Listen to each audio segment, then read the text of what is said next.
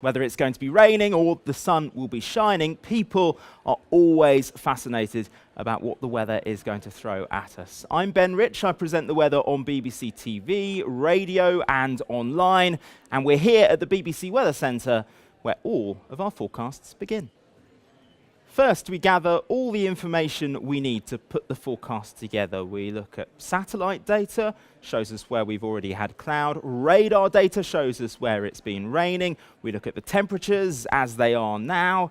And then we look at the forecast, the computer models, the computer forecasts of what is going to happen over the coming days. And taking all of that information, putting it together, we can turn that into a weather forecast. Once we've collected all the information we need, it's time to present the weather forecast. And this is one of our studios here at the Weather Centre where we present our broadcasts. This studio has a big screen behind me, so I can look at the screen, I can see where the weather is moving, and it's easy for me to interact with the graphics to help me tell the weather story. So my top tips for presenting and reporting the weather are, first of all, know your audience and what they are going to want from the forecast. Now here, most of the time, our audience is in the UK, people going about their daily lives, going to work, trying to get out and about at the weekend. We're trying to give them the information they need to make decisions. So how cold will it be? Will it be warm? Will it be sunny? Will it be cloudy?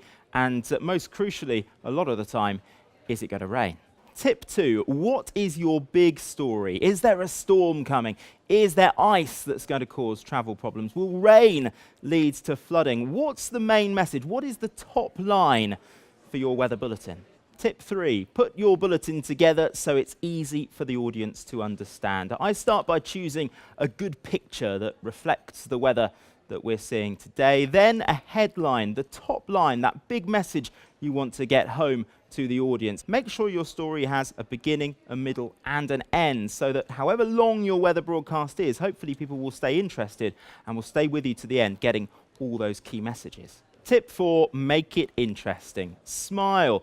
Tell the story in a way that people are going to find interesting, a way that the audience are going to stay with you for however long your weather broadcast is. Vary the tone and the speed of your presentation so people will stay with you and hopefully get all those key messages.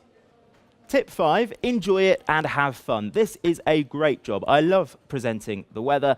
It's brilliant because you get to interact with the graphics behind you, you get to think about some of the science while also delivering an important message for people at home. So make sure you have fun while you're doing the weather.